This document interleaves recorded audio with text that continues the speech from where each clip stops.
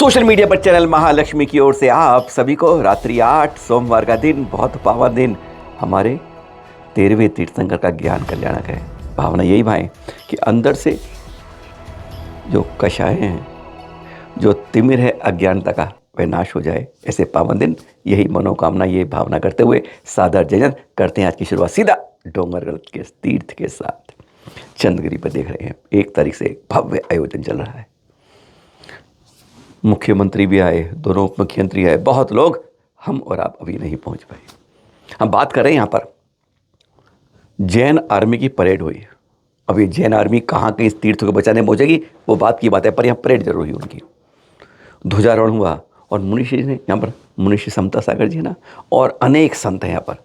अरे यहाँ तो जब मुख्य उप मुख्यमंत्री आए, उन्होंने कहा इतने संतों को आज पहली बार देख के मैं गदगद और धन्य हो गया हूँ।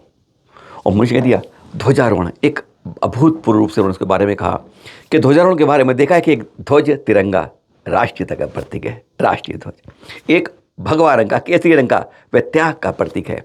और पंचरंगा जो है, पंच परमेष्ठी का प्रतीक है। उन्होंने कहा कि स्पष्ट रखो, जीवन में कोई काम कर सको ना कर सको कोई बात नहीं है, किसी मंदिर में पूजा कर सको ना कर सको कोई बात नहीं है, अरे विदेश में घूमने जा सको ना जा सको कोई बात नहीं है, पर सम्मेश शिखर जी में माथा जरूर टेक लेना एक बार इस जीवन के अंदर, पूजा अर्चना कर लेना जीवन एक बार। और एक बार दूसरा काम, इस चंद्रगिरी द्रोणगढ़ में एक बार, जिनको सारा आज विश्व मानता है, उनकी समाधि स्थल पर एक बार माथा टेक के यहाँ पर पूजा कर लेना।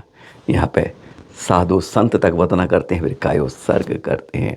ऐसी भावना भाई है कि कहते हैं यहाँ पर आकर एकदम शांति का अनुभूति अपने आप होने लगती है। यह धरा आज उनके चरणों से इतनी पावन हो गई है। मुख्यमंत्री ने दर्शन किए और गदगद हुए, प्रतिभा स्थली को देखा, उन्होंने यहाँ पर वृक्षारोपण भी किया, हथकरघा भी देखा और प्रतिभा की बेटियों से कहा श्रेष्ठ नागरिक बनना। पर हाँ, आज हम बात कर रहे हैं इन दृश्यों आपके साथ 18 फरवरी 2024, घड़ी लगभग उसमें 2:12 बना रही थी। दिल्ली में चल रहा था भारतीय जनता पार्टी का महाअधिवेशन। प्रधानमंत्री नरेंद्र मोदी अपना संबोधन कर रहे थे और तभी कहते हैं उनकी आवाज़ रुक गई, शब्द निशब्द हो गए, बोलना अटक गया। कहते मैं उनके दोबारा दर्शन कैसे कर पाऊंगा। वह दिन आज भी हमारे भीतर वे याद ना रहे, पर उनके अंदर आज भी जीवंत है। क्या हमारे गुरुवर, उनकी भावनाएं, उनकी चर्या, उनके आचरण, उपदेश हमारे बीच में जीवंत है या नहीं? एक बार उनकी बात सुन के गदगद हो जाएंगे। कहते हैं कोई काम होता रहा दिखाती, 24 घंटे में उनका जवाब संदेशा मेरे पे पहुंच जाता था। कभी भी कल्पना नहीं कर सकते उनके बारे में जो उन्होंने कहा, निशब्द जब हो गए थे वो। सुने जरा। तरफ से संत शिरोमणि आचार्य श्री 108 पूज्य विद्यासागर जी महाराज को श्रद्धापूर्वक, आदरपूर्वक नमन करते हुए श्रद्धांजलि देता हूं। उनके संलेखन समाधिस्थ होने की सूचना मिलने के बाद उनके अनुयायी शोक में हैं, हम सभी शोक में हैं। और मेरे लिए तो यह एक व्यक्तिगत क्षति जैसा है। वर्षों तक मुझे व्यक्तिगत रूप से अनेक बार उनसे मिलने का, उनके दर्शन करने का, उनके मार्गदर्शन प्राप्त करने का अवसर मिला है।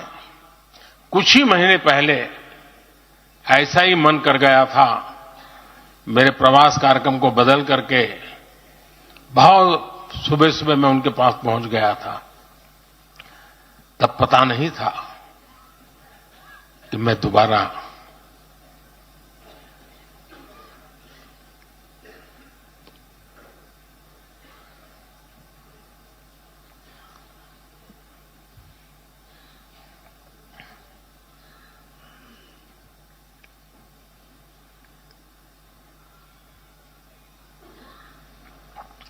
उनके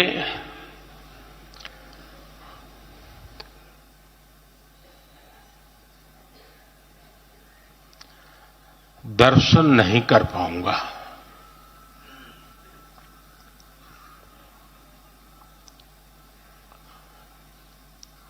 ये मेरा सौभाग्य रहा है कि पिछले 50 से भी ज्यादा वर्षों से मुझे देश के गणमान्य आध्यात्मिक मूर्तियों के निकट रहने का, उनके आशीर्वाद पाने का अवसर रहा है। और इसलिए मैं उस आध्यात्मिक जगत की उस शक्ति को भलीभांति जानता हूं, समझता हूं, अनुभव करता हूं। आपको सुनकर के आश्चर्य होगा कि वे तो दिगंबर परंपरा से थे। उनका जीवन कैसा होता है हम जानते हैं, लेकिन शायद ही कोई ऐसी महत्वपूर्ण घटना ऐसी नहीं होगी या मेरी तरफ से कुछ महत्वपूर्ण किसी काम में मेरा संबंध आया हो, 24 घंटे के भीतर भीतर उसका एनालिसिस करके मुझे उनका संदेश आता था। यानी कितने जागरूक थे।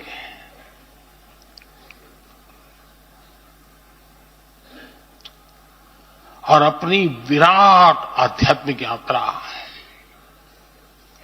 और उसके बाद भी वो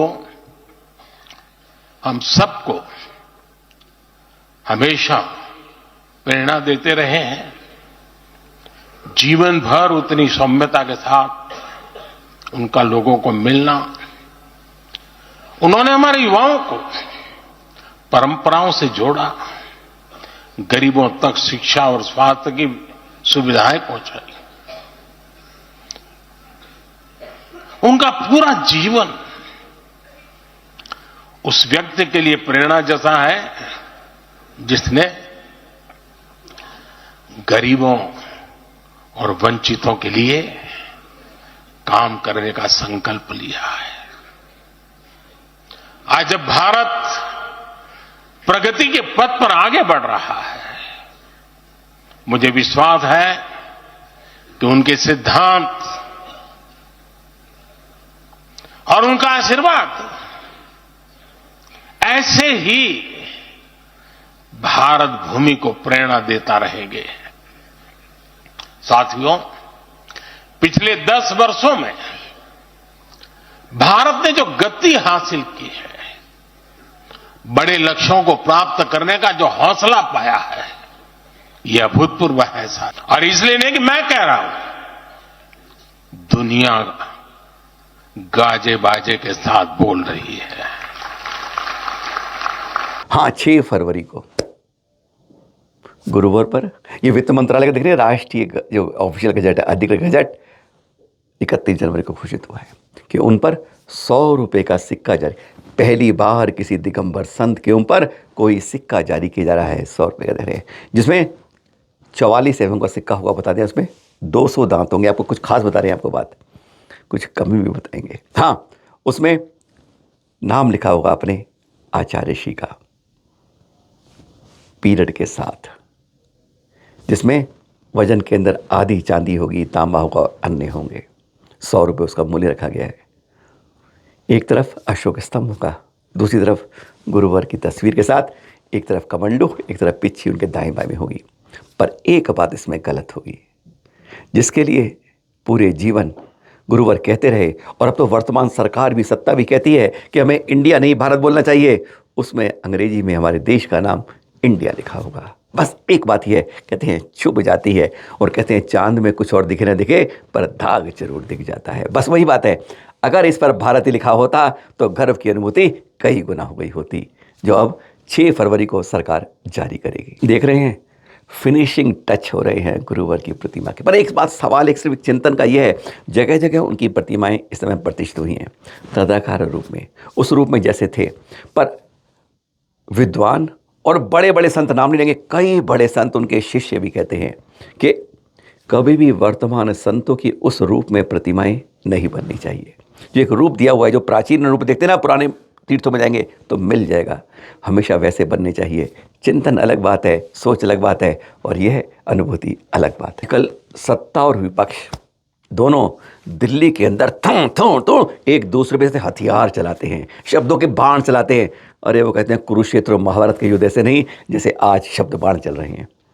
एक तरफ पूरी मंत्रिमंडल, कई तरह के मुख्यमंत्री भी आज ला रहे हैं, और विपक्ष 25 साल से कहते हैं जिसका भाजपा ने देखा नहीं उसको दूर रखने की कोशिश। पर हम बात कर रहे हैं, कल चांदनी चौक में आए थे रक्षा मंत्री राजनाथ जी, और सतीश जैन जी वहाँ से जैन उम्मीदवार हैं। उनको सब कमेटियों ने अपने ज्ञापन दे दिए और कह दिए जरा उनसे कहो तो सही। अब उसमें राजनाथ बढ़ौत की बात कर रहे हैं, उस हादसे की बात कर रहे हैं जिसके बारे में, मुँह हादसे के बारे में अभी भी इंतजार है समाज को कि ऐसा कैसा यह सत्ता का न्याय है। ओहो सॉरी, न्याय नहीं, अन्याय है। सुनिए जरा राजनाथ जी ने आश्वासन क्या दिया, इसके बारे में पहले वह सुनते हैं। जैन धर्म है, उसके संत महात्मा इस बात की चिंता करते हैं कि कहीं मैं चलता हूं तो हमारे पैरों से छोटे मोटे कीड़े मकोड़े भी दब न जाएं, इसकी भी चिंता करते हैं। अहिंसा के सच्चे पुजारी वो लोग हैं, लेकिन वह भी दुर्भाग्यपूर्ण घटना रही है। अब उस घटना के बारे में मैं उत्तर प्रदेश के मुख्यमंत्री जी से मैं निश्चित रूप से मैं बात करूंगा। हमारी ये पूरी कोशिश होगी। देखिए, ये तो दिल्ली की कमेटी को बता रहे हैं। भारतवर्ष तीर्थ कमेटी ने भी पत्र लिखा, उन्होंने मुख्यमंत्री को, राजनाथ जी को, प्रधानमंत्री को, कईयों को लिखे हैं।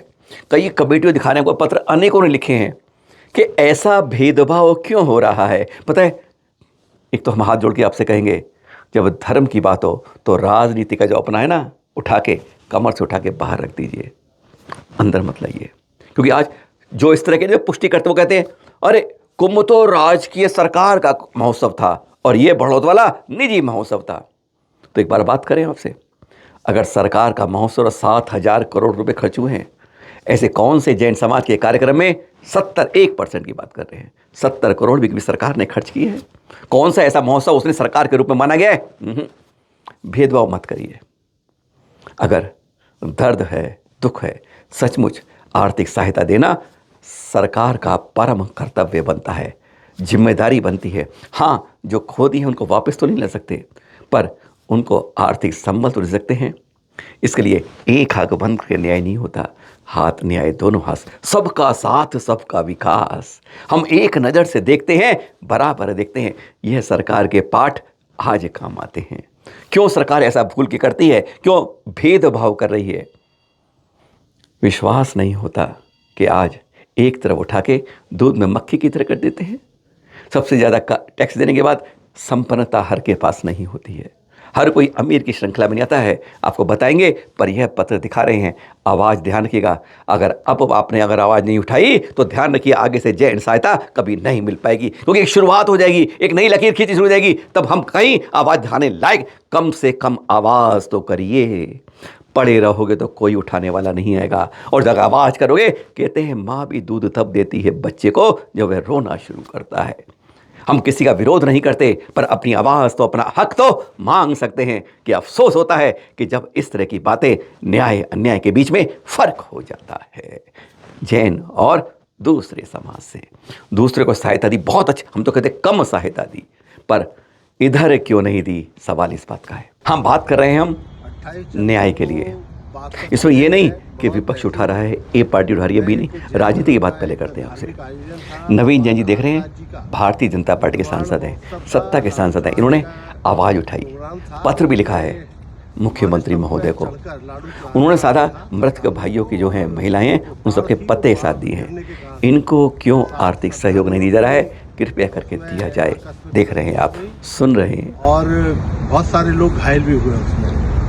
मैं दिवंगत आत्मा की शांति के लिए भगवान महावीर स्वामी से प्रार्थना करता हूं, और उत्तर प्रदेश के लोकप्रिय मुख्यमंत्री श्री योगी आदित्यनाथ जी से भी निवेदन करता हूं कि दिवंगत आत्मा जो मृत्यु हुई है, उनके परिवारजन बहुत ही आर्थिक स्थिति से कमज़ोर हैं, उनके परिवार को 25 लाख रुपए की मदद करने की कृपा करें। कांग्रेस की प्रियंका वाड्रा जी, उन्होंने भी ट्वीट करा, यानी हम सत्ता नहीं विपक्ष की बात करते हैं, हर तरफ से आवाज़ उठ। समाजवादी पार्टी के प्रमुख अखिलेश यादव जी, उन्होंने भी पूछा वैर भाव क्यों हो रहा है? हम उनके छोटे भाई थे ना धर्मेंद्र जी, उनसे मिल के आए जब पूरा डेलीगेशन मिलने गया था उनके पास। आज़ाद हिंद पार्टी के चंद्रशेखर जी, इससे भी हम लोग मिले, डेलीगेशन पूरा मिलने गया, 30 क्षेत्र कमेटी और बहुत से लोग मिलने गए थे, प्रतिष्ठित लोग। इन्होंने भी आवाज़ उठाई, क्यों ऐसा अन्याय कर रही है सरकार? कम से कम ऐसे समय में हम जब तक एक किसी पार्टी के जुड़े रहेंगे ना, अपने न्याय की बात नहीं कर पाएंगे, तो समझ लीजिए फर्क की खाई बढ़ती रहेगी। अगर हम अभी भी नहीं जागे तो एक विराम लग गया तो वह हमेशा के लिए पूर्ण विराम बनकर एक दीवार बनके खड़ा हो जाएगा। जैन समाज के अनेक संतों ने आवाज उठाई इस पर, सरकार ऐसा क्यों कर रही है? क्या यह उचित है? क्या न्याय उचित नहीं है? सुना देते हैं एक संत आचार्य श्री सुनील सागर जी क्या कर रहे हैं, सुनिए जरा। अब बड़ौत में इतनी बड़ी घटना हुई, उस पर किसने क्या हेल्प की? किसने बात उठाई कि इनको मिलना चाहिए? तो अलग अलग से ये और बात आ गई कि ये लोग तो अमीर होते हैं। आपको याद हो विज्ञान भवन में मोहन भागवत जी के सामने भी हमने ये बात रखी थी कि समाज की और देश की भूल है कि सारे जैन अमीर होते हैं। जैन इतना सौभाग्यशाली होता है कि उसे कहीं भीख नहीं मांगना पड़ती है। कमजोर भी हो तो किसी के सामने हाथ नहीं फैलाता है, लेकिन इतना अमीर नहीं हर जैन नहीं होता है कि जितना लोग समझ रहे हैं। जैन समाज में 10% लोग, हमने उसका अनुपात बताया था, 10% लोग हैं जो बहुत अमीर हैं, 20% लोग हैं जो कम अमीर हैं, 40% लोग हैं जो मध्यम वर्गीय हैं, और 20% ऐसे लोग हैं, 30% ऐसे लोग हैं जो सिर्फ हैंड टू माउथ कमाते हैं और खाते हैं और परिवार चलाते हैं। गरीबी की नीचा की रेखा के नीचे भी हैं बहुत सारे लोग कि जिनको एक दिन का भोजन कमाना मुश्किल होता है। तमिलनाडु देख लीजिए आप, बंगाल का एक हिस्सा देख लीजिए जिन्हें हम सराक कहते हैं, राजस्थान और बुंदेलखंड का भी कुछ पिछड़ा हिस्सा देख लीजिए, बड़ी मेहनत के साथ परिवार चलाते हैं। तो क्यों नहीं मिलना चाहिए उनको मुआवजा? पहली बात तो घटना नहीं घटना चाहिए, चाहे वो बड़ौत की हो चाहे प्रयागराज की हो। और अगर ऐसी आपत्ति कहीं आती है तो सरकार का दृष्टिकोण सबके लिए एक जैसा होना चाहिए। सहयोग उनको भी दिया तो उनको भी देना चाहिए।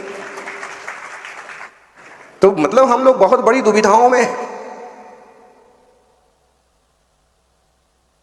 इस सबसे प्राचीन और नन्हे और छोटे से समाज का संरक्षक कौन है इस वक्त, यही समझ में नहीं आ रहा।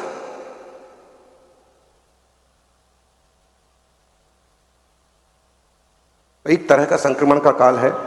हम सब लोगों को बड़ी समझदारी से अपनी धर्मनिष्ठा और देश निष्ठा को साथ में लेके चलना होगा।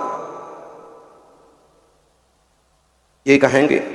महासभा की ओर से अध्यक्ष गजराज गंगवार जी पहुंचे बड़ौत, और भी लोग वहां पर उनके द्वारा एक बड़ी राशि की घोषणा की गई सहयोग के लिए। समाज तो सहायता करता रहता है, और कुछ और श्रेष्ठियों ने, हेमराज जी थे, हेमचंद जी थे, और भी अनेक लोग थे, उन्होंने भी कोशिश की। पर क्या सरकार ऐसे ही अनदेखी करती रहेगी? सवाल तो यह खड़ा है। जैन समाज हर तकलीफ में साथ आए। दिखा रहे हैं आपको हम ये दृष्टि ने प्रयागराज से जैन पंचायत सभा के अपनी धर्मशालाएं, अपने विद्यालय सब उन्होंने प्रयागराज में कुंभ मेवाने के लिए खोल दिए हैं। कोई शुल्क नहीं, कुछ नहीं आप, क्योंकि ऐसे बहुत से लोग आते हैं जिन पर आपके उन कमरों के लिए, जो व्यवस्थाओं के लिए पैसे देने के नहीं होते हैं, पर वह चाहते हैं मैं कुंभ में आऊं। उन सब के लिए जैन समाज की ओर से यह करा गया है निःशुल्क, बस बिल्कुल पास में ही है यह सुविधाएं। जैन समाज कोशिश करता है, भेदभाव नहीं करता है, पर कहीं जो भेद होता है किन भाव से होता है, बस यही फर्क समझ नहीं आता। भोपाल के कुछ दृश्य दिखा रहे हैं। कहते हैं जब ये दो धाराओं का मिलन होता है ना, तो बहुत बहुत बहुत कहते हैं गार्डन गार्डन हो जाता है मन, बहुत बहुत आनंद हो जाता है। ऐसा दृश्य देखकर आचार्य श्री की धारा में मुनिषी प्रमाण सागर जी, आचार्य श्री विशुद्ध सागर जी की धारा में मुनिषी आदित्य सागर जी, दोनों के संगों का जब महामिलन देखा गया तो कहते हैं अगर इस तरह से संतों के मिलन हमें रोज देखने को मिल जाए तो कहते हैं वह जो हमारी जो दीवार खिड़ती है ना, पंथवाद संतवाद सब एकदम थट थट थट धाराशायी हो जाएगी। बस ऐसे दृश्य को देखने की आज समाज को आवश्यकता है। कहते हैं ऊपर से सही होते जाएंगे तो नीचे गंगा जमुना सरस्वती में भेद नहीं मिल पाएगा आपको, दूध और पानी में फर्क नहीं कर पाएंगे। बस ऐसा ही मिलन गदगद हो जाते हैं, ऐसे दृश्यों को देखकर। और फिर दोनों के शंका समाधान गजब का हुआ था जब दोनों ने मिलकर सवाल जवाब में हर सुनने वाले को आपको ही बताएंगे, दिखाएंगे कभी, पर और भी दृश्य थे देखने को। देर शाम के ये दृश्य गदगद कर देते हैं। कहते हैं प्रफुल्लित हो जाता है मन। जो वहाँ थे उनको क्या कहें, जब संतों के बीच में वैयाव्रती मुंशी प्रमाण सागर जी खट खट खट खट उनका सर पर मस्तिष्क पर मल रहे हैं और वह उनके चरणों को दबा रहे हैं। ऐसे दृश्य देखकर मन इतना प्रफुल्लित होता है, गदगद होता है कि बस देखते रह जाए, देखते रह जाए। हाँ, सुबह फिर 8 बजे तो मिलना है आपसे। सादर जय जिनेंद्र।